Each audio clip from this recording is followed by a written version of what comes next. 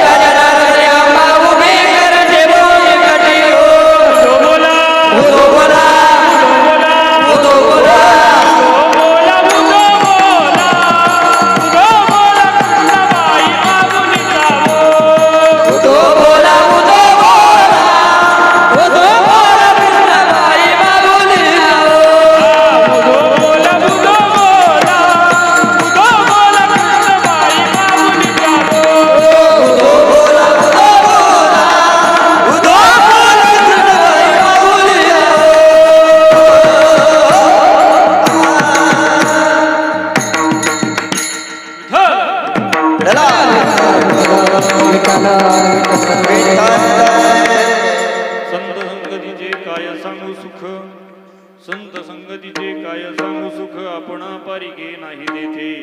साधू थोर जाना, साधू थोर जाना, साधू थोर जाना कलियुगी. प्रस्तुत प्राप्त प्रसंगी संप्राप्त सेवेकरता निवडलेला अभंग भगवान पांडुरंग परमात्म्याचे प्रेम भंडारी असणारे नामदेव महाराज यांचा 4 चरणाचा अभंग असून या अभंगातून संत शिरोमणी नामदेव महाराज संत समागमात प्राप्त झालेल्या अनुभूतीचं अनुवादात्मक चिंतन प्रगट करतात. विठ्ठल विठ्ठल.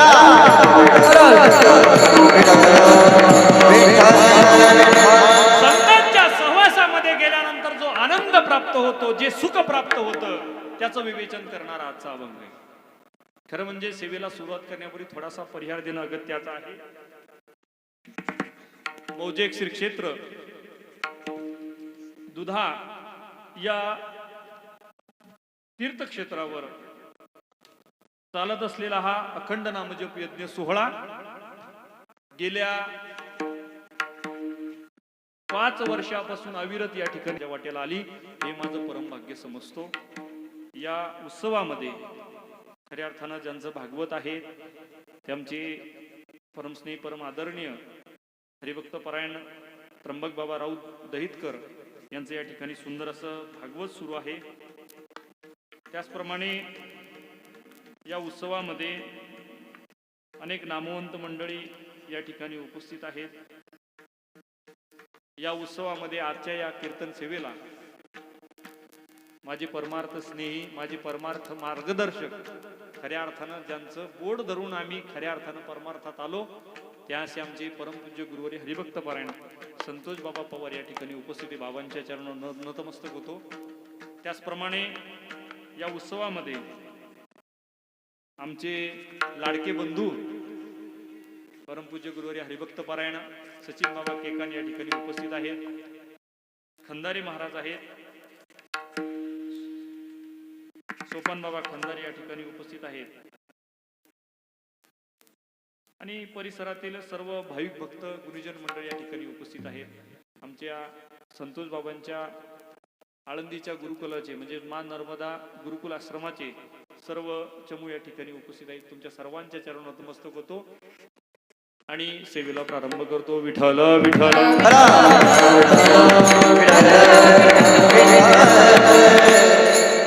सचिन बाबा थोडा आवाज जसा बरा नाही बरं का, थोडं सांभाळून घ्या, कारण दगदग खूप चालू आहे आणि पाण्याचं जिकडे गेलो आपण तिकडे पाण्याचं, त्याच्यामुळे थोडा आवाज खराब आहे. खरं म्हणजे हा जो उत्सव आहे देवा, हा उत्सव किम निमित्त आहे, आपणा सर्वांना ज्ञात आहे. कार्तिक वारीच्या निमित्तानं खऱ्या अर्थानं या उत्सवाची मुहूर्तमेढ रोवल्या गेलेली आणि कुठंतरी संतांचं चिंतन घडावं या उद्देशानं मी या ठिकाणी व्यासपीठावर उभा आहे, या नारदाच्या गादीवर उभा आहे. फक्त विनंती आहे की ज्या ज्या वेळेस विठ्ठल विठ्ठल भजन होईल त्या त्यावेळेस मायबापांनो, आपल्याला जो भगवंताने देह दिलेला आहे, कशासाठी दिलेला आहे? देवे दिला देह भजना गोमटा, तो या झाला फाटा बादिकेचा. आपण संसाराची जी व्यथा आहे, संसाराचं जे दुःख आहे, ते विसरण्यासाठी खऱ्या अर्थानं या धर्ममंडपात या ठिकाणी उपस्थित आहोत. माझी सर्वांना हात जोडून विनंती आहे, ज्या ज्या वेळेस विठ्ठल विठ्ठल भजन होईल त्या त्यावेळेस सर्वांनी दोन्ही हाताने टाळे वाजवायची आहे आणि मुखाने भगवंताचं नामस्मरण करायचंय. विठ्ठल विठ्ठल.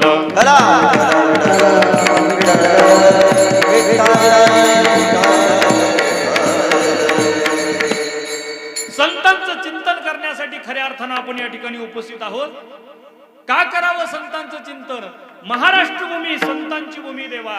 तुम्ही कुठल्याही तीर्थक्षेत्रावर जा, त्या तीर्थक्षेत्रावरची माती फक्त हातामध्ये घ्या आणि ती माती आपल्या कपाळावर लावा देवा. तुम्हाला संतांचं दर्शन झाल्याशिवाय राहणार नाही. याचं एकमेव कारण म्हणजे या मातीमध्ये संतांचे रजकण मिसळलेले असल्या कारणानं ही माती पावन झालेली पवित्र आहे देवा. खऱ्या अर्थानं ते कुळही पवित्र आहे आणि तो देशही पावन आहे, जिथे हरीचे दास पवित्र ते कुळ पावन तो देश, जेथे हरीचे दास जन्म घेतले, जेथे हरीचे दास जन्म घेतले. पवित्र ते कुळ पावन तो देश, जेथे हरीचे दास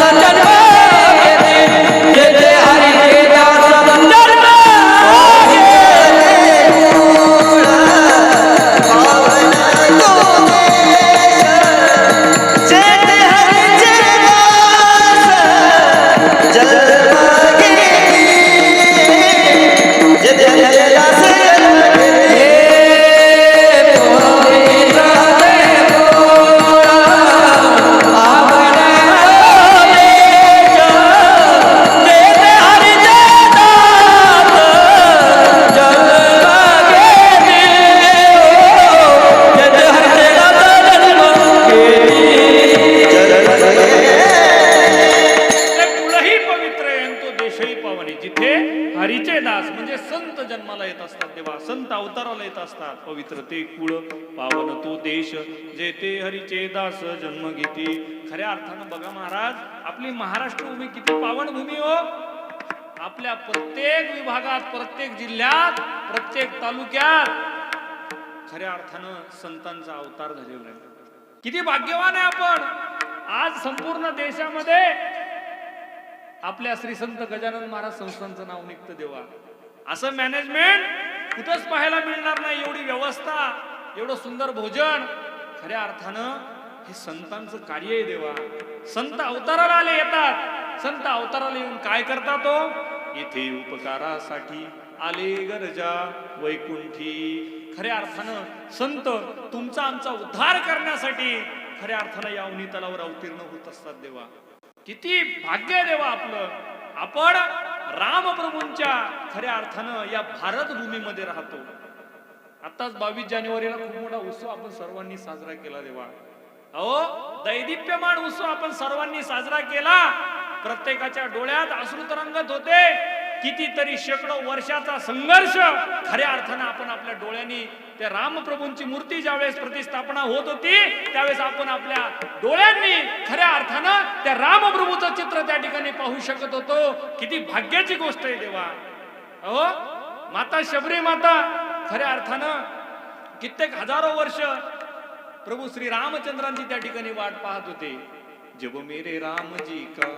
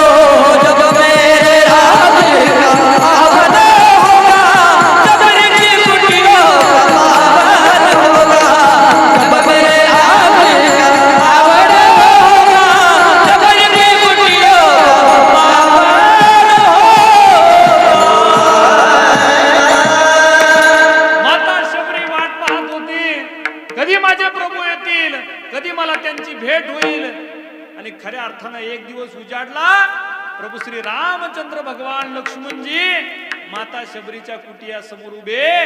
जब मेरे राम जी का वन होगा शबरी के कुटियों का पावन होगा. आएंगे रघुनाथ जब मैं आसन पर बिठाऊंगी मीठे मीठे बेर अपने हाथों से खिलाऊंगी. बघा वाक्यातली मर्म लक्षात घ्या. सात सात लखन जी का दर्शन होगा शबरी के कुटियों का पावन होगा. काय भक्ती आहे महाराज. प्रत्येक प्रांतामध्ये संत होऊन गेले.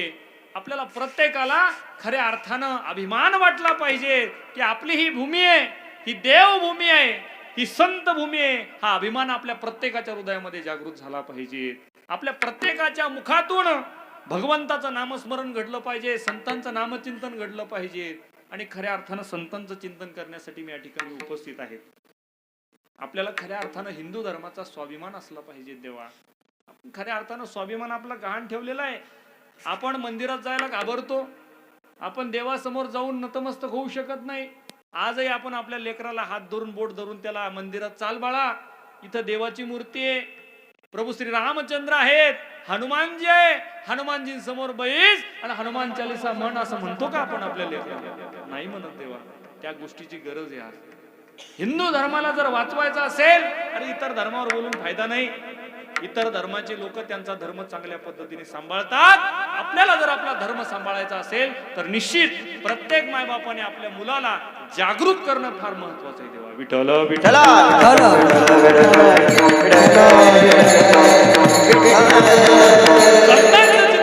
करायचंय. नामदेव महाराजांचा अभंग आपण सेवेकरता घेतलेला आहे देवा. कोण आहे हो नामदेव महाराज? काय अधिकार आहे नामदेव महाराजांच्या जीवनातला? नामदेव महाराजांचा जीवनातला अधिकार पाहू गेलो देवा.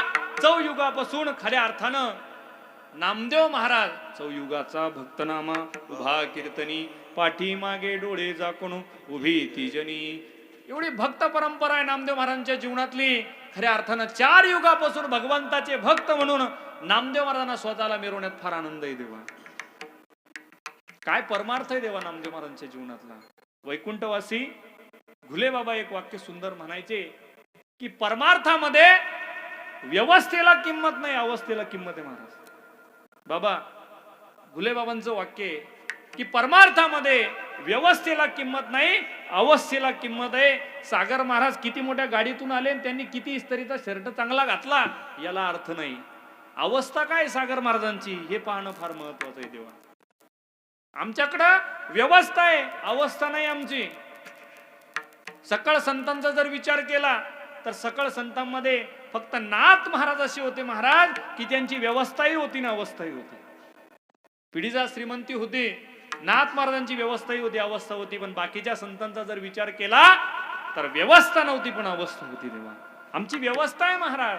अहो आम्हाला घरी झोपायचं धोतर वेगळं, बाहेर पडलो की धोतर वेगळं, प्रवासातलं धोतर वेगळं, कीर्तनाचं धोतर वेगळं. गंमत म्हणून असं म्हणावं लागेल शेवटी की नाहीच काही सरपण भेटलं तर बुवा धोत्रामध्ये जाळला तर काही हरकत राहणार नाही. ही अवस्था आहे महाराज आमची. खऱ्या अर्थानं आमच्याकडे व्यवस्था आहे, अवस्था नाही देवा. पण नामदेव महाराजांची अवस्था जर पाहू गेलो तर काय अवस्था होती नामदेव महाराजांच्या जीवनामध्ये. नामदेव महाराज ज्यावेळेस कीर्तनाला उभे ठाकले जायचे त्यावेळेस भगवान पांडुरंग परमात्मा नाचायचे देवा.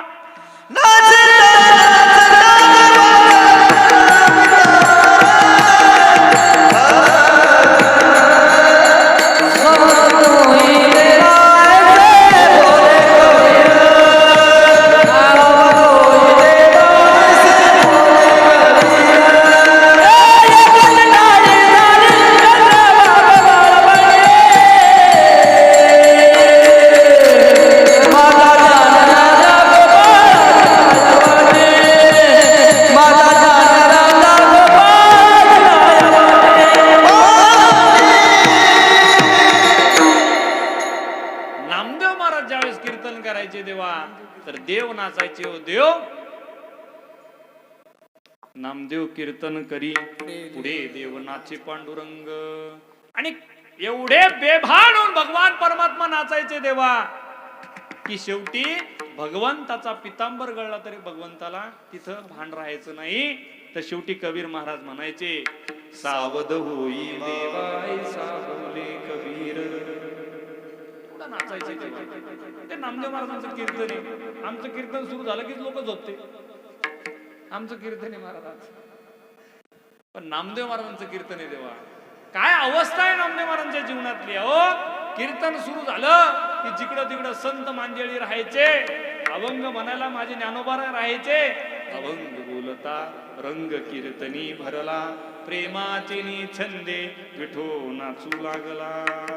अवस्था आहे महाराज जीवनात, अवस्था व्यवस्था नाही. एके दिवशी काय अधिकार आहे नामदेव महाराजांच्या जीवनातला. एके दिवशी गोनाईनं सांगितलं नामा अरे दामा शेट्टी आज घरी नाही. आपली परंपरा आहे दामा शेट्टी दररोज देवाला नैवेद्य त्या ठिकाणी दाखवतात, देवाला जेवू घालतात. तू आज एक काम कर, हे नैवेद्याचं ताट घे आणि देवाला जेवू घालून ये. कवळवय महाराज 9 वर्षाचे नामदेव महाराज हातात ताट घेतलं, तांब्या घेतला आणि नामदेव महाराज राऊळात गेले.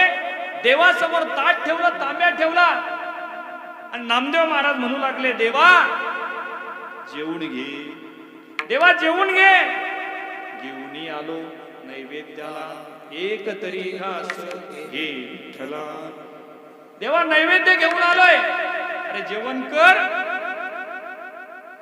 देव हुनचू महाराज, देव बोलायला तयार नाही. नामदेव महाराज वाट बघू लागले, पण देवाची प्रतिक्रिया नाही. नामदेव महाराजांना वाईट वाटू लागलं, अरे माझे बाबा दररोज देवाला जेवू घालतात, पण माझ्याकडून कोणता अपराध घडला, आज माझ्याकडून देव जेवत नाही.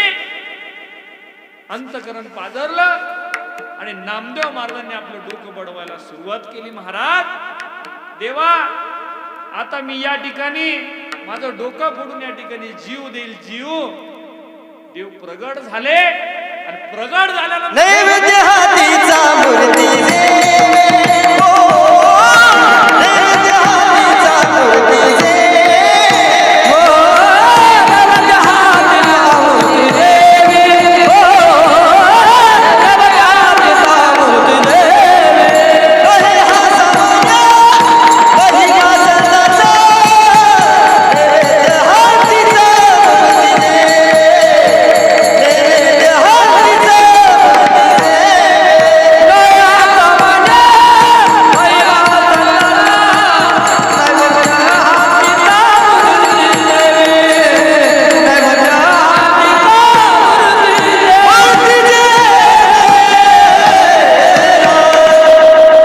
नामदेव महाराज डोकं बडू लागले, डोक्यातून रक्त वाहू लागलं.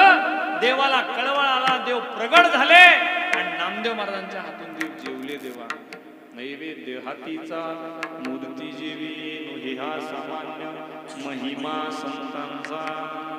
बरं सांगा बरं, आता आपण देवाला जेव घालतो का नैवेद्य दाखवतो? किती फरक आहे बरं आपल्याला संतांमध्ये. देवाला खरंच आपण जेव घालतो का? नाही. देवा आपण दाखवतो, तेच ताट घेतून जेवायला बसतो. परिस्थिती ही अवस्था खऱ्या अर्थानं संतांमध्ये पाहायला सापडते. हा अधिकार संतांचा आहे. देवा एके दिवशी औंढा नागनाथ येथे नामदेव महाराजांचं कीर्तन भगवान भोले शंकराच्या समोर सुरू होतं आणि कीर्तनात सगळे वारकरी संत मंडळी त्या ठिकाणी उपस्थित होते. कीर्तन सुरू होतं, कीर्तन रंगात आलं आणि बडव्या मंडळी त्या ठिकाणी आले, म्हणू लागले, बंद करा तुमचं कीर्तन, आम्हाला पूजा करायची. वारकरी खवळले. वारकरी सगळं सहन करू शकतो, पण कीर्तन बंद करणं सहन नाही करू शकत. एक बाबा बुटा सहित या गाडीवर उभा राहिला होता बरं का. महाराष्ट्रानं पाहिलं महाराज चित्र सगळं. एक बाबा बुटा सहित या गादीवर, एक पोलीस अधिकारी होते, त्यांना या गादीचा महिमा माहित नव्हता. बुटा सहित उभे राहिले ते मागे मागावं लागले वारकरी संप्रदायाचे. हा वारकरी संप्रदाय महाराष्ट्रामध्ये माफी नाही. वारकरी संप्रदायाचा जो अपमान करेल त्याला माफी नाही. खरं म्हणजे त्या ठिकाणी बडवे मंडळी आले, रागावू लागले, वारकरी रागावले. अरे तुम्ही कोणी आम्हाला बंद करायला सांगणार आहे? नामदेव महाराज म्हणले, जास्त यांच्याशी वाद घालत बसू नका. तुम्ही एक काम करा, अरे आपल्याला मंदिरासमोर नाही कीर्तन करता येणार ना, चला आपण मंदिराच्या मागे जाऊन कीर्तन करू. आणि नामदेव महाराज मंदिराच्या मागे जाऊन कीर्तन करू लागले. काय झालं? धीर नामदेवा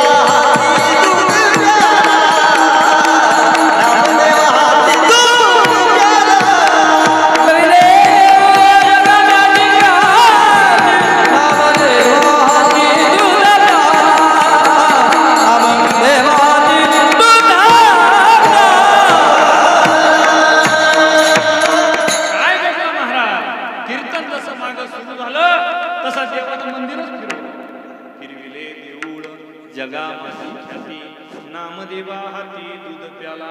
देऊळ भगवंतानं फिरवलं. भगवान भोले शंकरानं ज्या दिशेनं खऱ्या अर्थानं नामदेव महाराजांचं कीर्तन सुरू होतं त्या दिशेनं मंदिर केलं. देवा गाभारा त्या दिशेनं केला आणि भगवान भोले शंकराच्या खऱ्या अर्थानं नामदेव महाराजांच्या हातानं भगवान भोले शंकरांनी दूध प्याले. देवा दूध प्याले. इतिहास संतांच्या जीवनात पाहायला सापडतो. हा अधिकार संतांच्या जीवनात पाहायला सापडतो. दिवाळीचा सण आलेला आहे. गोनाई मातेनं उठणं केलेलं आहे. गोनाईने उठणे केले, दामा शेट्टीचे स्नान झाले.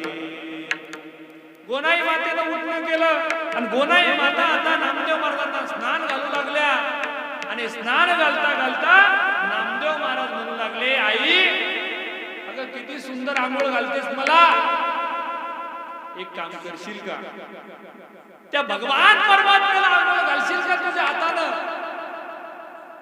त्यावेळेस आईच्या डोळ्यातून घळाघळा अश्रू वाहू लागले आणि गोनाई माता म्हणू लागले, नामा तू काय बोलतोय? अरे तो जगाचा मालक आहे, तो सृष्टीचा कर्ता आहे, त्याला रोज लोक त्या ठिकाणी दयानं दुधानं मदानं त्या ठिकाणी स्नान घालतात. आपल्या या गरीबाच्या झोपडीमध्ये तू कसा येईल? आई जास्त बोलू नको, तू स्नान घालशील का फक्त तेवढं सांग.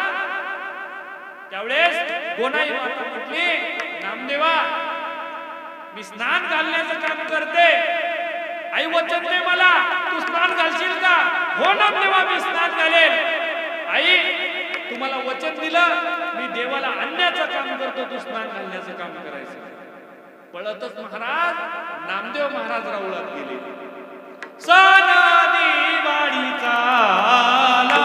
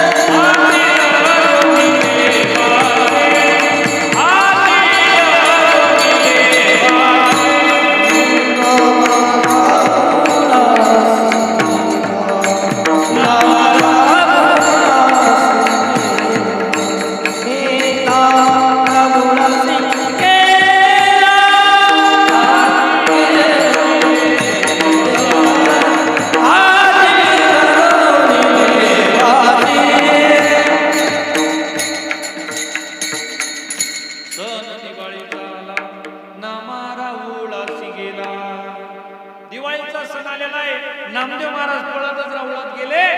हाती धरुणी देवासी चला आमच्या घरासी, आमच्या घरात चाल देवा, मी आईला वचन दिलेलं आहे, तिला तुला आंघोळ घालायची देवा, तू आमच्या घरी आलं पाहिजे. त्यावेळेस देव म्हणू लागले, नामा अरे आता बडवे पूजेला येतील, वारकरी काकड्याला येतील, तुझं डोकं ठिकाणावर आहे का नामदेवा? आता ते शक्य नाही. नामदेव महाराज म्हटले, मग पहिल्यासारखं करू का? नैवेद्य हातीचा मूर्ती जेवी फोडू का डोकं? देव म्हणू लागले, नामा डोकं फोडण्याची गरज नाही, मी तुझ्या घरी येतो, पण माझ्या 3 अटी आहे. देवा कोणती अट आहे? अरे जीव जरी द्यायचा तू सांगितला ना तरी मी जीव द्यायला तयार आहे. भुले बाबा म्हणायचे, एवढा नामदेव महाराज उतावीळपणा झाला होता की खऱ्या अर्थानं जीव देईन हा बळी. एवढे उतावीळ झाले होते नामदेव महाराज की जीव द्यायला सुद्धा तयार होते. देव म्हणू लागले, नामा जीव द्यायचं काही कारण नाही, 3 अटी फक्त ऐक. एक अटे सांग देवा. पहिली अटे, ज्या वेळेस मी तुझ्या घरी जाईल त्यावेळेस तुला या ठिकाणी कमरेवर हात ठेवून या विटेवर या ठिकाणी उभं राहावं लागेल. देवा मान्य आहे देवा. दुसरी अट, नामदेवा दुसरी अट लय कठीण आहे, सांग देवा.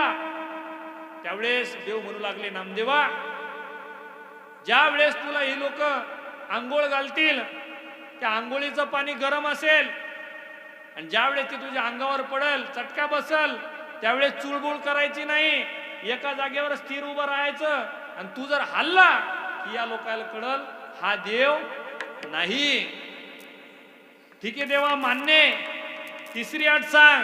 त्यावेळेस तिसरी अट देवाने सांगितली की नामदेवा ज्या वेळेस ही लोक तुझ्या तोंडाला लोण्याचा गोळा लावतील त्यावेळेस फक्त लावून घ्यायचा, खायचा नाही. तो जर खाल्ला तर यायला कळल की हा देव नाही. मान्य आहे देवा. देव तिथून निघले महाराज. देव तिथून निघले, नामयाच्या घराले. नामदेव महाराजांच्या घरी देव येतात नामदेव महाराज त्या ठिकाणी विटेवर उभे. नामदेव महाराजांच्या घरी देव आल्यानंतर गोनाईच्या डोळ्यात अश्रू तरळतात. गोनाई मातेला देव आवाज देतात, गोनाई आटप, मला वेळ नाहीये, मला जायचंय. त्या ठिकाणी नामदेव, मी त्या ठिकाणी पायरीवर उभा करून आलेलोय, विटेवर उभा करून आलेलोय. त्यावेळेस गोनाई माता त्या ठिकाणी देवाला बसायला लावतात. कशाचे पाटे महाराज घरात. त्या ठिकाणी एक दगड होता आणि त्या दगडावर देवाला बसवलं. देवाला दगडावर बसवलं आणि देवाची आंघोळ गोनाई माता घालू लागली. गोनाई माता आंघोळ घालू लागली आणि आंघोळ संपन्न झाल्यानंतर त्या ठिकाणी देव बी लय खतरा आहे महाराज. देवाला परिस्थिती माहिती होती नामदेव महाराजांच्या घरातली. देवानं लगेच ऑर्डर दिली, ए गोनाई टावेल आण टावेल. कशाचे टावेल महाराज. गोनाईला दुसरं लुगडं नाही, नामदेव महाराजला दुसरं धोतर नाही. ही परिस्थिती नामदेव महाराजांच्या घरची होती. टावेल आण टावेल असं म्हटल्यानंतर घळकन खऱ्या अर्थानं गोनाई मातेच्या डोळ्यातून पाणी वाहू लागलं. आणि मग आता टावेल नाही म्हणल्यानंतर काय करायचं, तर गोनाईनं आपला माथ्याचा पदर काढला महाराज आणि तर भगवान परमात्म्याला पुसू लागली. पदर काढीला माथ्याचा, बाळ पुशीला नंदाचा. मग देव तिथून पळतच त्या राऊळात आले. देवळात आल्यानंतर माझा नामा त्या आपल्या जागेवर कसा दिसतो हे पाहण्यासाठी खऱ्या अर्थानं गरुड खांबाच्या आडोंगी उभे राहिले. आणि देव ज्यावेळेस ते दृश्य पाहत होते त्यावेळेस ते बडवे मंडळी नामदेव महाराजांच्या तोंडाला लोण्याचा गोळा लावत होते. देव ते पाहत होते, देव रडत होते आणि लोण्याचा गोळा लावत असताना हळूच नामदेव महाराज तो लोण्याचा गोळा आतून कतरत होते. हे दृश्य पाहत असताना देवाच्या अंतकरणामध्ये खऱ्या अर्थानं भक्तांबद्दल प्रेम उत्पन्न व्हावं. देव घळाघळा त्या ठिकाणी अश्रू वाहत होते देवादेवांचे. देव रडत होते कारण महाराज हे सोपं नाही. कारण देव आणि संत ही दोनच व्यक्ती असे महाराज की ते आपल्या पदावर दुसऱ्याला बसवत असतात. नाहीतर आजच्या जगात जर पाहू गेलो तर कोणीच कोणाला खुर्ची द्यायला सुद्धा तयार नाही.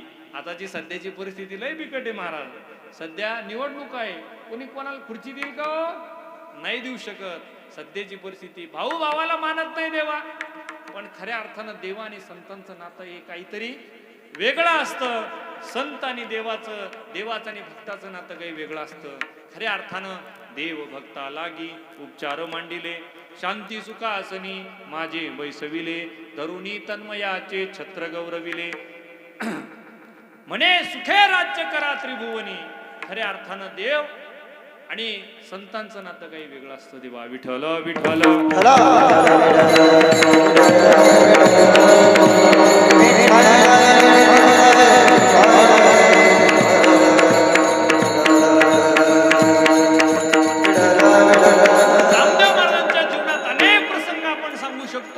एके दिवशी देवानं नामदेवांना बोलवलं आणि देव म्हणू लागले, नामदेवा अरे आळंदीला संत संमेलन आहे आणि त्या संत संमेलनात तुला जायला हवं. नामदेव महाराज म्हणू लागले, देवा अरे मी तर तुझ्या नित्य सानिध्यात राहतो, मला दुसऱ्याच्या संगतीत जाण्याची गरज काय.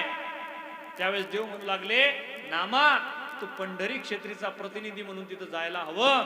म्हणून नामदेव महाराजांचा नाईलाज झाला आणि नामदेव महाराज आळंदी क्षेत्री संत संमेलनासाठी आले. संत संमेलना आल्यानंतर त्या ठिकाणी सर्व संत मंडळी त्या ठिकाणी उभे होते. निवृत्तीनाथ दादा आले, लोटांगण घातलं, दर्शन घेतलं नामदेव महाराजांचं, तरी नामदेव महाराज वाकले नाही. ज्ञानोबाराय आले, ज्ञानोबारायांनी लोटांगण घातलं, दर्शन घेतलं नामदेव महाराजांचं, तरी नामदेव महाराज वाकले नाही. मग सोपान काका आले, सोपान काकांनी दर्शन घेतलं, तरी नामदेव महाराज वाकले नाही. हे सगळं दृश्य चिमुकली मुक्ताबाई पाहत होती. तेव्हा चिमुकली मुक्ताबाई पाहत होती. निवृत्ती दादाने सांगितलं, हे मुक्ताई हा खऱ्या अर्थानं पंढरीचा पोहा आलेला आहे, दर्शन घे. त्यावेळेस मुक्ताई कळली महाराज आणि मुक्ताई म्हणू लागली, दादा तुला जर जास्तच पुळका आला असेल तर डबल दर्शन घे, मी दर्शन घेणार नाही. अरे अखंड दयाला देवाचा शेजार, का रे अहंकार गेला नाही. एवढे संत त्यांच्या पायाला लागले पण ते वाकले नाही. अरे तू देवाच्या सानिध्यात राहतो पण तुझा अहंकार अजून गेला नसेल तर काय फायदा त्या संतांचा. विठ्ठल विठ्ठल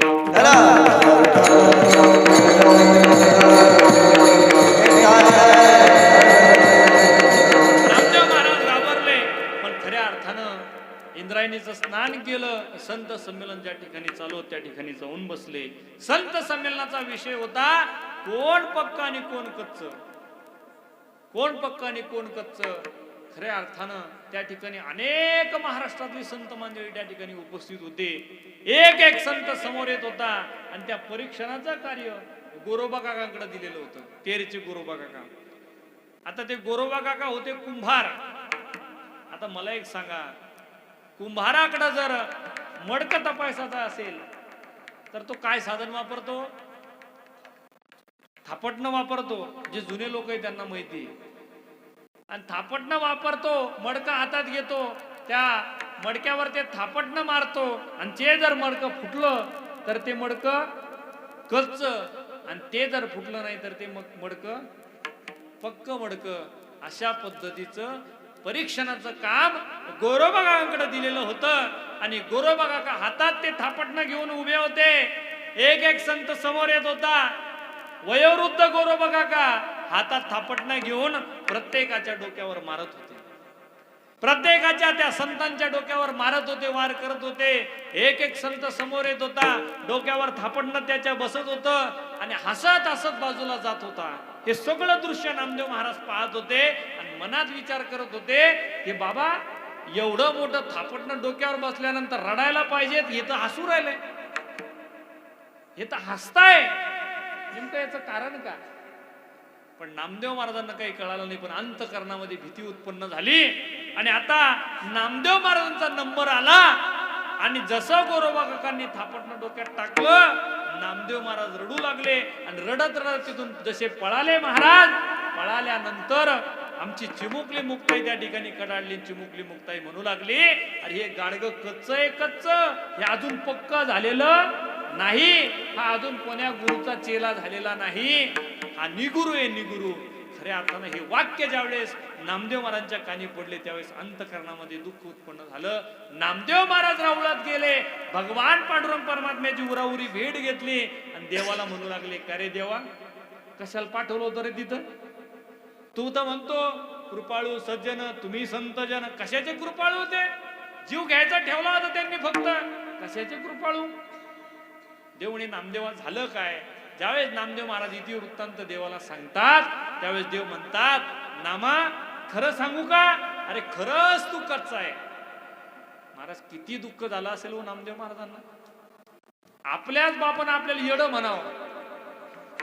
आपल्याच बापाने आपल्याला दुसऱ्या समोर येडं म्हणावं. किती वाईट वाटतं माणसाला. त्याच पद्धतीने नामदेव महाराजांना वाईट वाटलं. पण नामदेव महाराज गळ्यामध्ये विना अडकवतात आणि वाळवंटात जातात आणि भजन करतात. विठ्ठल विठ्ठल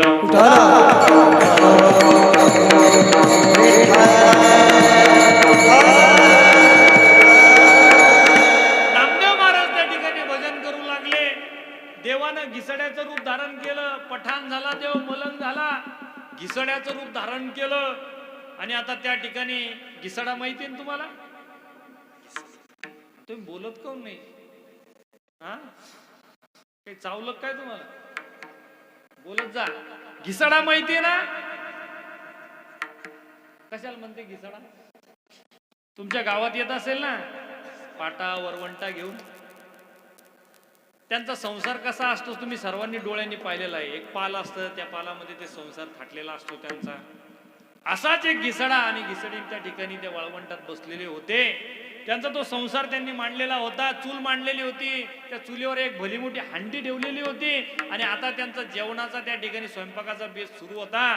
आणि स्वयंपाकाचा बेस सुरू असतानाच त्या ठिकाणी तो घिसडा त्या घिसडणीला म्हणू लागला ए हांडी भरी क्या. ती घिसडी म्हणते हांडी नाही भरी. मग एक काम कर ते कुत्र टाक म्हणे त्याच्यामध्ये. ते कुत्र कापून टाकलं महाराज. हांडी भरी क्या नाही भरी म्हणे महाराज. मग एक काम कर ते कोंबड दिसतं ते कोंबड टाक. टाकलं महाराज कोंबड. हांडी भरी क्या नाही भरी. ते गाढव दिसतं ते गाढव टाक म्हणले त्याच्यात. थकला महाराज. परत घिसडी विचारू लागला, हंडी भरी क्या? नाही भरी. हे विनयवालं दिसतं ते टाक म्हणे त्याच्यामध्ये. तुम्ही नाही, विनयवालं म्हणजे नामदेव महाराज.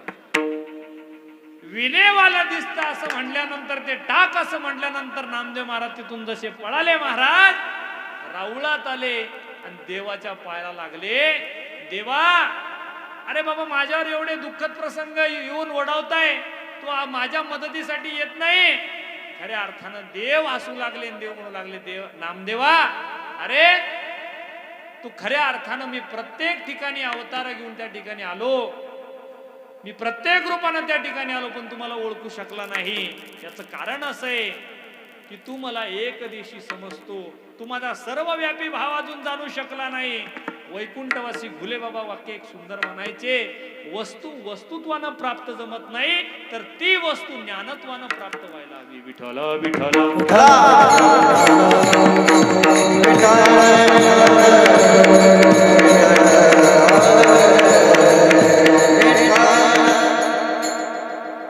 नामदेवाला देव म्हणू लागले, नामदेवा तू माझा अजून सर्वव्यापी भाव जाणू शकला नाही.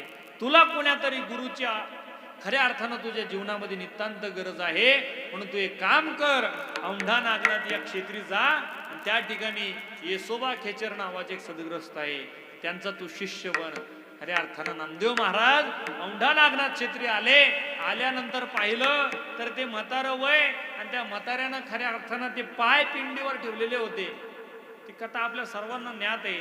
पिंडीवर पाय होते आणि ते येसोबा खेचर म्हणू लागले, नामदेवा, अरे हे जे माझे पाय, मला हे पाय उचलता येत नाही, तू पाय उचलून बाजूला ठेव.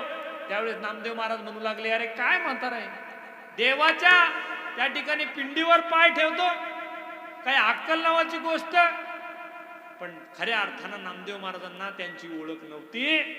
जसा नामदेव महाराजांनी पाय उचलला आणि बाजूला ठेवला, तसं त्या ठिकाणी पिंड प्रगट झाली. तेव्हा अशा असंख्य पिंडी त्या ठिकाणी प्रगट झाल्या. आणि त्यावेळेस कळालं की हे कोणी सामान्य नाही, नोहे हा सामान्य महिमा संतांचा.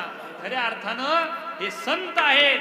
आणि नामदेव महाराज ज्यावेळेस येसोबा खेचरांच्या पाया लागले, त्यावेळेस येसोबा खेचरांनी मूळ रूपात दर्शन दिलं, आणि येसोबा खेचरानंतर नामदेव महाराजांचे गुरु झाले. देवा विठ्ठल विठ्ठल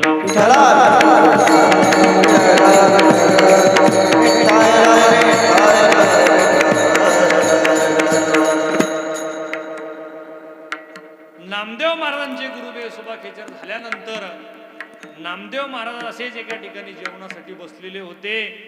आणि बसलेले असताना त्यावेळेस आता साक्षात्कार झालेला आहे, गुरुचा उपदेश झालेला आहे.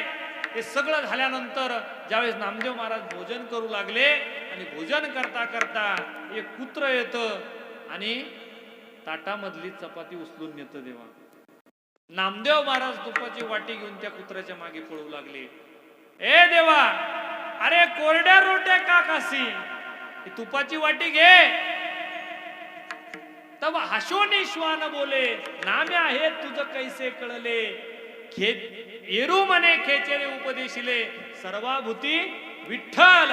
खऱ्या अर्थानं हे खेचराने खऱ्या अर्थानं माझ्यावर उपकार केले, संतांनी माझ्यावर उपकार केले.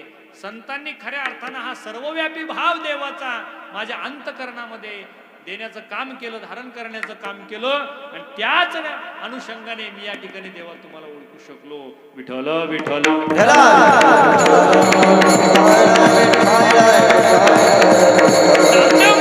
जीवन परिपूर्ण अवस्थेला प्राप्त झालेलं जीवन आहे आता. आणि आता ज्ञानोबरायांना वाटलं नामदेव महाराजांची महती वाढावी, म्हणून ज्ञानोबरायांनी नामदेव महाराजांसोबत तीर्थयात्रा करण्याची ठरवली. ज्ञानोबराय पंढरी क्षेत्री आले, आणि पंढरी क्षेत्री आल्यानंतर देवाची उराउरी भेट ज्ञानोबराय घेतात. आणि ज्ञानोबरायाची उराउरी भेट देवाची घडल्यानंतर ज्ञानोबराय देवाजवळ आपलं अंतकरण रित करतात. देवाला म्हणतात, देवा, अरे मला नामदेव महाराजांसोबत तीर्थयात्रा करण्याची इच्छा आहे, आम्हाला तुम्ही परवानगी द्यावी. असं म्हटल्यानंतर नामदेव महाराज थोडे खिन्न झाले. देवा, क्षणभर सुद्धा देवाला न सोडणारे महाराज, कटेवरी कर नाही ज्या देवाचे नेगे मी तयाचे धरुषण. हा जीवनात पण आहे नामदेव महाराजांच्या. पण तरी सुद्धा देवाची आज्ञा झाली आणि नामदेव महाराजांना तीर्थयात्रा करण्यासाठी जावं लागलं. कोसो मैल दूर तीर्थयात्रा सुरू होती. एक गाव जातंय दुसरं गाव येतंय अशा पद्धतीची ती यात्रा सुरू आहे. राजस्थान प्रांत आला आणि राजस्थान प्रांतामध्ये त्या ठिकाणी एक छोटीशी विहीर होती. त्या विहिरीमध्ये पाणी बुडाला गेलेलं होतं.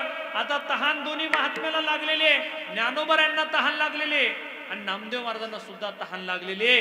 ज्ञानोबराय नामदेव महाराजांना म्हणतात, नामदेव महाराज मी माझ्या योग सामर्थ्यानं खाली जातो, पाखरासारखं स्वतःला करतो आणि खाली जातो आणि त्या ठिकाणी पाणी पितो. तुम्हाला जर आवश्यकता असेल तर मी तुमच्यासाठी पाणी आणू शकतो. पण त्यावेळेस नामदेव महाराज म्हणतात की मला माझ्या देवावर पूर्ण विश्वास आहे, तुम्ही तुमचं काम करा. आणि त्यावेळेस नामदेव महाराज त्या ठिकाणी एकच काम करतात, विना गळ्यात अटकवतात आणि भगवंताचं नामस्मरण करतात. ज्ञानदे विठ्ठल विठ्ठल.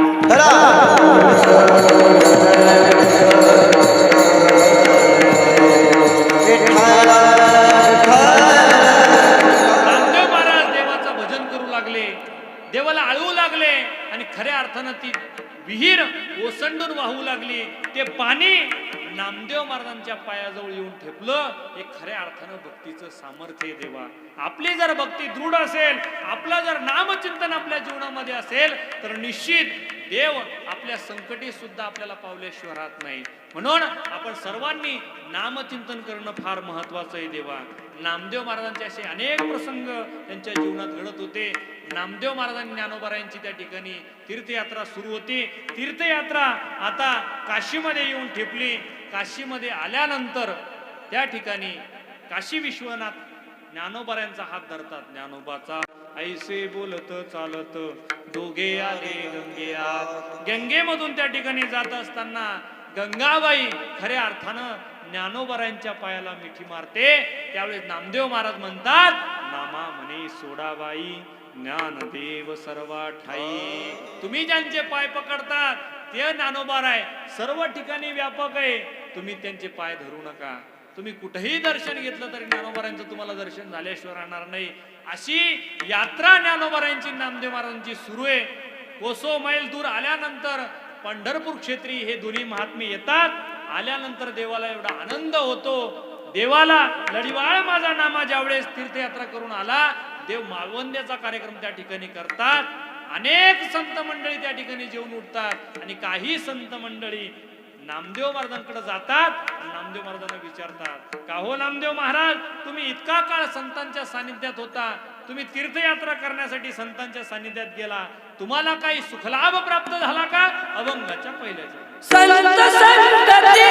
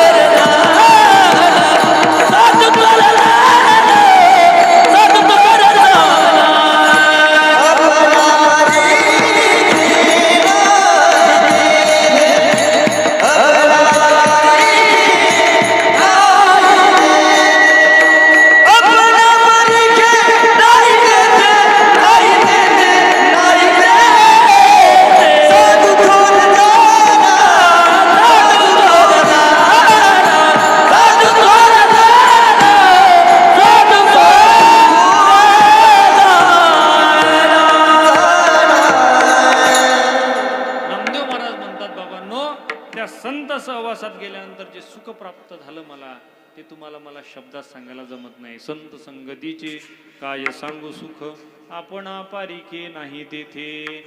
संतांच्या सानिध्यात जो सुखलाभ प्राप्त होतो तो शब्दात सांगायला जमत नाही.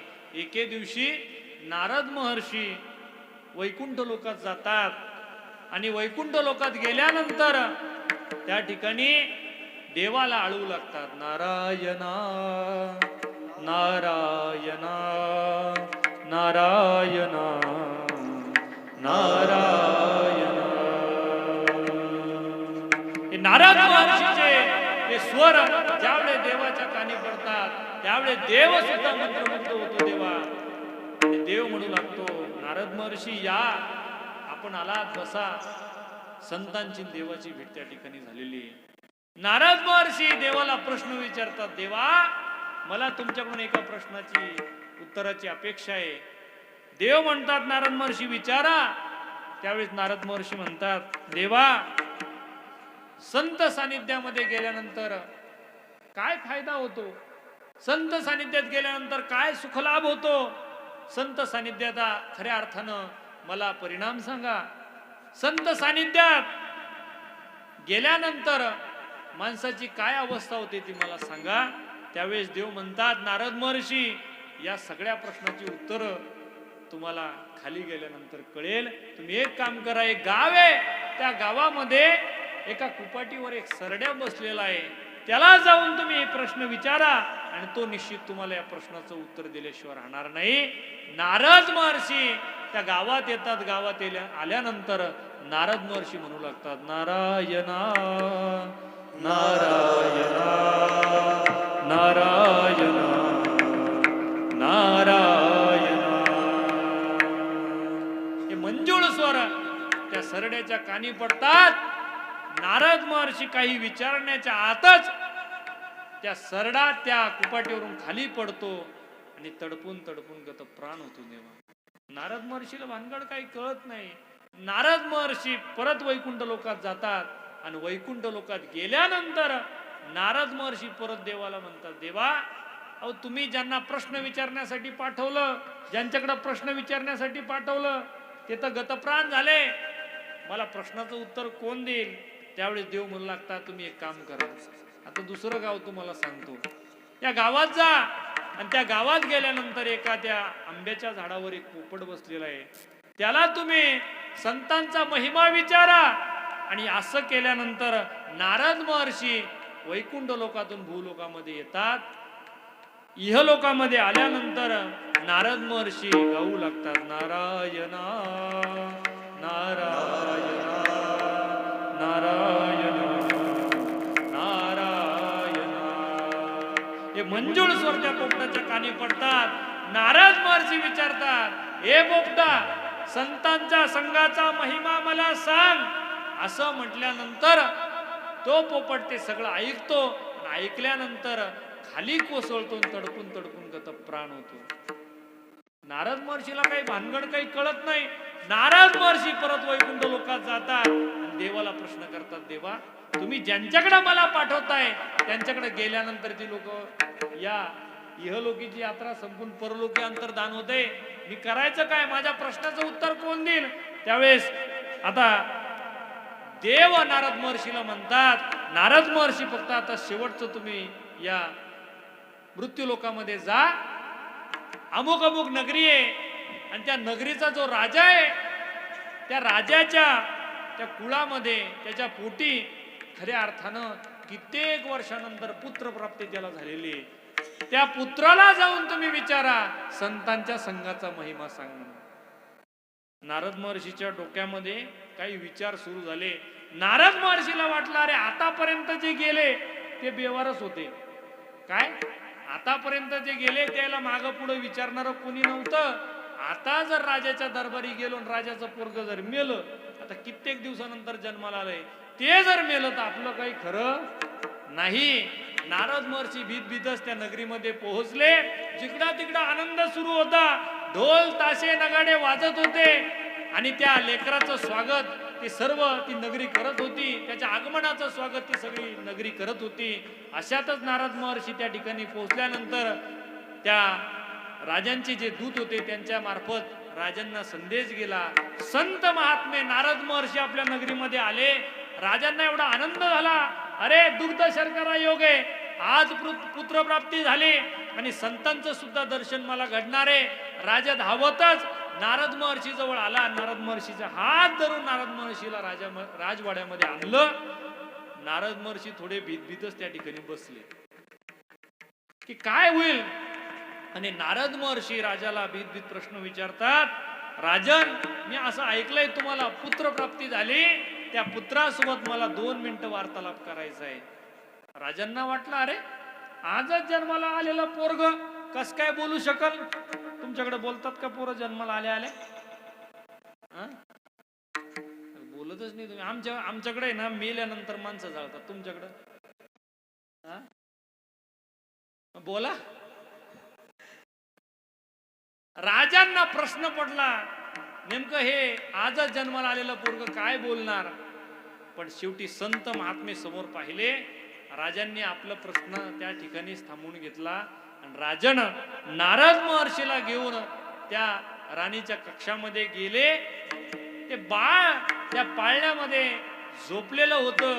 नारद महर्षी जसे जवळ गेले तसं ते बाळ त्या पाळण्यातून हसू लागलं. देवा हसू लागलं. राजांना प्रश्न पडला, अरे काय चमत्कार आहे. असं ते चित्र होतं की जसं अनेक जन्माची या दोघांची ओळख आहे. कोणाची? नारद महर्षी ती बाळाची. ते चित्र तो राजा पाहत होता. नारद महर्षीने आता बोलायला सुरुवात केली. हे बाळा, मला संतांच्या संघाचा महिमा सांग.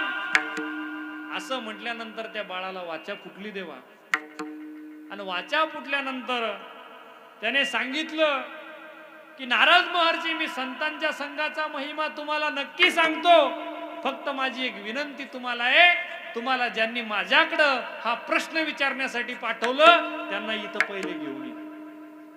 इथं पहिले घेऊन या म्हटल्यानंतर नारद महर्षी परत वैकुंठ लोकात गेले आणि देवाला म्हणू लागले, देवा आता माझ्या हातात काही राहिलं नाही. ते पोरग म्हणतं तुम्हाला पाहिल्याशिवाय मी उत्तर देणार नाही. तुम्ही सोबत चला आणि मगच मला माझ्या प्रश्नाचं उत्तर भेटल. नारद महर्षी देवाला घेऊन त्या राजवाड्यात आले. त्या मुलाजवळ आले, त्या बाळाजवळ आले. त्या बाळाला एवढा आनंद झाला, ते हसू लागलं. आणि नारद महर्षी आता प्रश्न विचारतात, हे बाळा आता तरी सांग, देव माझ्या बाजूला उभे, आता तरी सांग संतांच्या संघाचा महिमा मला आता तरी सांग. त्यावेळेस ते लेकरू म्हणू लागलं, नारद महर्षी तुम्हाला संतांच्या संघाचा महिमा ऐकायचा आहे? ऐका. ज्या वेळेस तुम्ही पहिल्यांदा मला तुमची भेट घडली त्यावेळेस मी सरड्याच्या रूपात होतो. तुमचे मंजूळ स्वर माझ्या कानी पडले आणि मी त्याच ठिकाणी गतप्राण झालो आणि खऱ्या अर्थानं मी दुसऱ्या योनीमध्ये मी पदार्पण केलं. मी पोपटाच्या योनीत गेलो. पोपटाच्या योनीत सुद्धा तुम्ही मला भेटण्यासाठी आले. तुम्ही मला प्रश्न केला, तुमचं सानिध्य मला तिथं घडलं. माझी खऱ्या अर्थानं माझी प्रगती झाली आणि मी दुसऱ्या योनीमध्ये जन्माला आलो. पण ती योनी एवढी सुंदर होती. मी आता ज्या योनीत आहे ती खऱ्या अर्थानं मानवाची योनी आहे आणि मी आता राजवैभवात आहे, राजवाड्यात आहे. आणि अजून तुम्हाला संतांच्या संघाचा महिमा सांगू?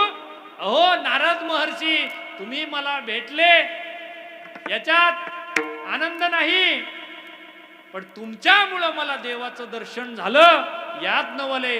मला सांगा, संतांच्या संघाचा महिमा याच्यापेक्षा दुसरा काही असू शकत नाही. विठ्ठल विठ्ठल.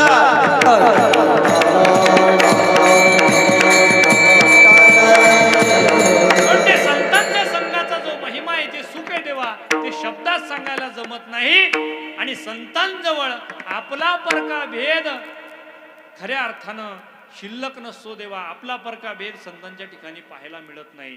कारण ज्या वृक्षाला जो व्यक्ती लहानपणा रोपट्यापासून पाणी घालतो, खत घालतो, त्याला मोठा वृक्ष बनवतो, तो व्यक्ती त्या सावलीत उभा असतो आणि एक दिवस त्या झाडाला तोडण्यासाठी अनेक लोक त्या ठिकाणी हजर असतात. पण तो वृक्ष असं कधीच म्हणत नाही की ज्यानं मला खत पाणी घातलंय त्यालाच मी फक्त सावली देईल. असं म्हणतो का वृक्ष? असं म्हणतं का झाड एखादं की ज्यानं मला खत पाणी घातलंय, ज्यानं माझी वाढ केली त्यालाच मी फक्त सावली देईल? असं नाही म्हणत. त्याच पद्धतीने संतांचं जीवन आहे. जो खांडावया घाव आली का लावणी जयाने केली, दोघा एकची सावली वृक्ष दे जैसा. वृक्ष जसा दोघांनाही सावली देतो तसा संतांचं जीवन आहे. आपला परका भेद संतांच्या ठिकाणी नव्हतो, म्हणून आपणा पारिखे नाही देते. एवढं संतांचं अगणित महात्म्य असल्या कारणानं या कलियुगामध्ये संतान एवढं दुसरं थोर कुणीच नाही. हेच अभंगाच्या दुसऱ्या चरणात. साधू तोर जाना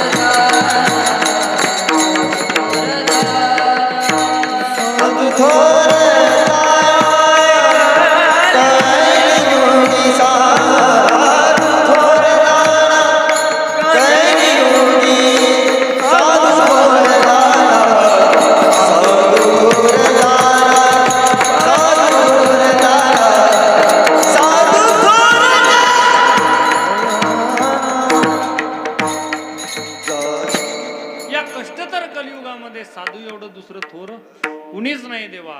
संतांचा महिमा एवढा आगाध आहे. संतान एवढं दुसरं थोर या जगतामध्ये दुसरं कोणीच नाही.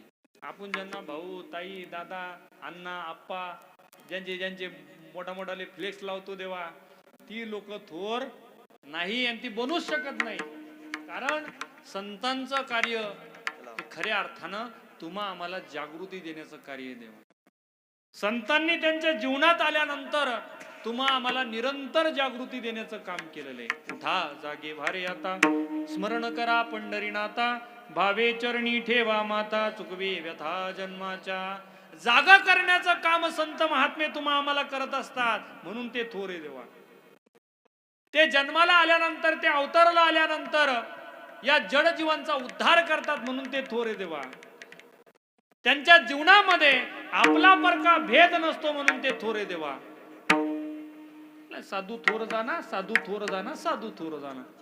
खरं म्हणजे संतांनी आपल्या जीवनात असा पण केलेला असतो. आम्हाला फक्त या समाजाचं हित पाहायचंय. या जगतामध्ये दोनच व्यक्ती असे आहे की जे तुमचं हित पाहतात.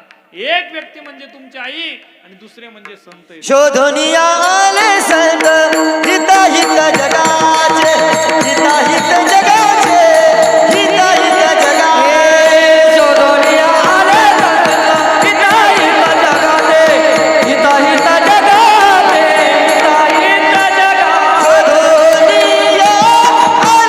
संत हित हित जगाचे,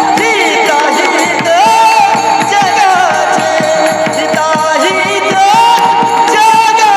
जगाचे, हित हित जगाचे. जगाचे. या जगतामध्ये दोनच व्यक्ती अशा, एक म्हणजे संत आणि दुसरी म्हणजे आपली आई देवा. कारण लेकुराचे हित वाहे माऊलीचे चित्त, आणि ऐसी कळवळ्याची जाती. कोणती जाती? संत मायबाप. ऐसी कळवळ्याची जाती करी लाभाविन प्रीती. लाभाशिवाय जे आपल्यावर प्रेम करतात त्यांचं नाव आहे संत, म्हणून ते थोरे देवा. लक्ष द्या, संतांना आपल्याबद्दल कळवळ आहे देवा. बुडते हे जन न देखवे डोळा, हे तो कळवळा म्हणून या घेत असे. खऱ्या अर्थानं हे जन बुडताना पाहत असताना संतांच्या अंतकरणामध्ये कालवा कालव निर्माण होते. संतांना असं वाटतं अरे हा समाज कुठंतरी भरकटत चाललेला आहे, म्हणून या समाजाला निरंतर जागृती देण्यासाठी संत महात्म्याचा अवतार आहे देवा. हात जोडून विनंती करतात आपल्याला, कर जोडून विनवितो तुम्हा, नका करू संसार श्रमा, नका गुंतू विषय कामा, तुम्ही आठवा मधुसूदना आणि तुम्ही वासुदेव वासुदेव म्हणा. हात जोडून विनंती करतो देवा संत महात्मे आपल्याला, पण तरी आपल्या डोक्यात फरक पडत नाही. आपण जे करायचं तेच करतो. आपण हरिपाठाला जरी आलो तरी हरिपाठ झाल्यानंतर गप्पाच मारत बसतो देवा. आपण हरिपाठ घेतच नाही. आपण कोणाच्याही टवाळक्या करत बसतो. आपण आपल्या तोंडाने अनेकांच्या निंदा करतो देवा. पण खऱ्या अर्थानं संत महात्मे ज्या मार्गाने आपल्याला पाठवताय, ज्या मार्गाने आपल्याला चालवण्यासाठी प्रवृत्त करताय, तो मार्ग आपण कधीच घेत नाही. कारण मार्ग दावणी गेले आदिन दयानिधी संत ते, म्हणून खऱ्या अर्थानं संत थोरे देवा. म्हणून साधू थोर जाना, साधू थोर जाना, साधू थोर जाना कलियुगी. या कष्टतर युगामध्ये खऱ्या अर्थानं साधू एवढं दुसरं थोर कुणीच नाही. पण हा तिंदा शब्द का वापरला हो? तिंदा शब्द का वापरला? तुम्हाला याचं उदाहरण देऊन जाईल. तुम्ही बाजारपेठमध्ये जाता भाजीपाला घेऊन, जर एखादी मेथीची जुडी असेल आणि ती मेथीची जुडी जर तुम्ही बाजारात घेऊन गेले, मेथी जर घेऊन गेले, तर तो आडत व्यापारी असतो आणि तो आडत व्यापारी ज्यावेळेस ती मेथीची जुडी हातात घेतो आणि हातात घेतल्यानंतर त्या मालाचा भाव त्या ठिकाणी ठरवत असतो. 10 रुपये एक वार, 10 रुपये 2 वार. आणि जर एखाद्यानं 12 रुपये केले की मग 12 रुपये एक वार, 12 रुपये 2 वार. जर 15 रुपये केले, 15 रुपये एक वार, 15 रुपये 2 वार. आता 15च्या समोर जर कोणी जात नसल तर तो 15 रुपये 3 वार म्हणतो. तीनदा त्या भावाचं दृढीकरण करतो. खऱ्या अर्थानं जसं त्या मेथीचं दृढीकरण, त्या भावाचं दृढीकरण त्या ठिकाणी केलं, तशाच पद्धतीनं नामदेव महाराज या ठिकाणी दृढीकरण करताय. या कष्टतर युगामध्ये साधूच थोर आहे, साधूच थोर आहे आणि साधूच थोर आहे. पण खऱ्या अर्थानं या संतांचा काहीतरी आमच्या जीवनामध्ये परिचय घडला पाहिजे. तो परिचय, अंतरंग परिचय खऱ्या अर्थानं नामदेव महाराज अभंगाच्या 3ऱ्या चरणात. इहलोकी तोची सर्वभूती सर्व, इहलोकी तोची सर्वभूती सर्व, इहलोकी तोची सर्वभूती सर्व, इहलोकी तोची सर्वभूती सर्व, इहलोकी तोची सर्वभूती सर्व, इहलोकी तोची सर्वभूती सर्व, इहलोकी तोची सर्वभूती सर्व, इहलोकी तोची सर्वभूती सर्व. शरीराचा भ्रम, शरीराचा भ्रम धेनु कदा, साधू थोर जाना, साधू थोर जाना, साधू थोर जाना, साधू थोर जाना. शरीराचा भ्रम, शरीराचा भ्रम धेनु कदा, साधू थोर जाना, साधू थोर जाना, साधू थोर जाना, साधू थोर जाना, साधू थोर जाना, साधू थोर जाना. इहलोकी तोची सर्वाभूती सम, शरीराचा भ्रम नेणे कदा. त्यांच्याकडे शरीरत्वाने ममत्व बुद्धी खऱ्या अर्थानं त्यांची गेलेली असते. शरीराच्या दृष्टीने जो मीपणा असतो त्यांचा तो नाहीसा झालेला असतो. त्यांना जिकडे तिकडं फक्त भगवान परमात्मा दृष्टीस पडत असतो. जिकडे तिकडं विठ्ठल जळी स्थळी भरला हरिता, ठाव नाही उरला, तो म्या दृष्टीने पाहिला विठ्ठलची विठ्ठल. खऱ्या अर्थानं जिकडं तिकडं भगवान परमात्मा त्यांच्या दृष्टीने त्यांना दिसत असतो देवा. अंतरंग परिचय खऱ्या अर्थानं संतांचा त्यांच्या जीवनातला या ठिकाणी नामदेव महाराज सांगताय. अनेक ठिकाणी अनेक लोक परिचय करून देत असतात. असेच आमचे एक महाराज एका ठिकाणी गेले कीर्तनासाठी. कीर्तनासाठी गेल्यानंतर त्यांच्या घरचे यजमान होते आणि त्या यजमानाने सांगितलं, महाराज आमचा भाऊ आहे, आमचा मुलगा आहे आणि खऱ्या अर्थानं भावाचं मुलाचं सगळ्याचं वर्णन झालं.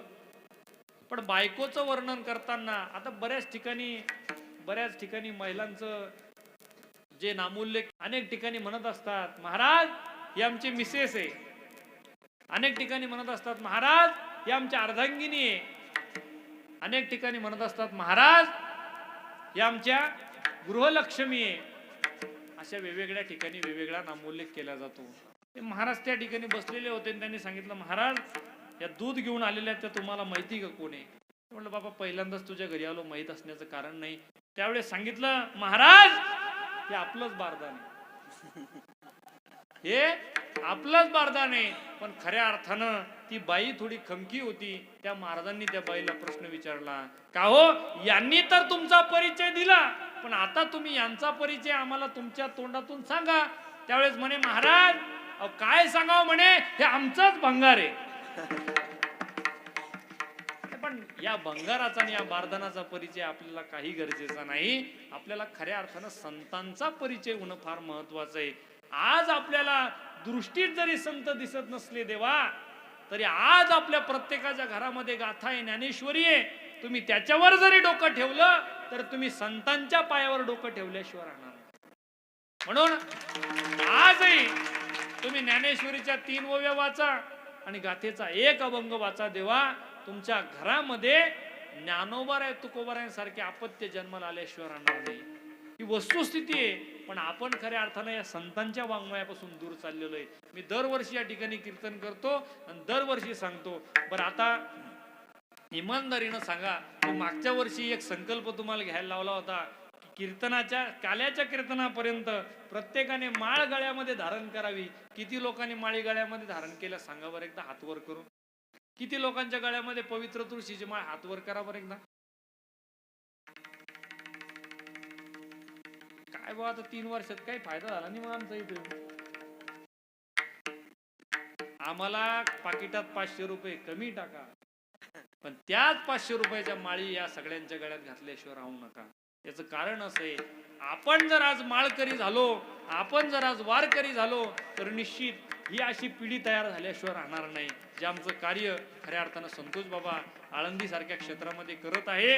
आम्ही ज्यांचं बोट धरून या परमार्थात आलो, खऱ्या अर्थानं असे महात्म्या मंडळींच्या सानिध्यात आपली सुद्धा पोरं गेली पाहिजेत, आपली मुलं सुद्धा कीर्तनकार झाली पाहिजेत, आपली मुलं सुद्धा धर्म जागरण त्यांनी त्यांच्या जीवनामध्ये केलं पाहिजे, धर्माचं कार्य त्यांनी त्यांच्या जीवनामध्ये केलं पाहिजे.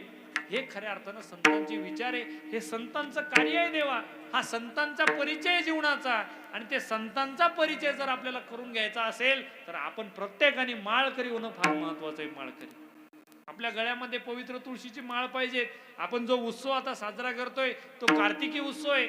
आज लाखो दिंड्या त्या ठिकाणी पंढरपूर क्षेत्री हजर असतात. एकादशीला 16 भरतो कार्तिकीचा मोठा.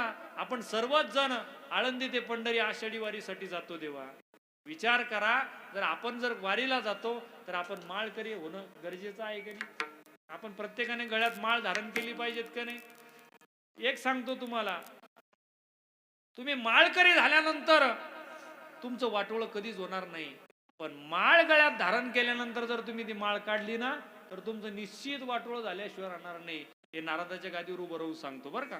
म्हणून आपण आपल्या गळ्यामध्ये पवित्र तुळशीची माळ धारण करणं ही फार गरजेची आहे देवा.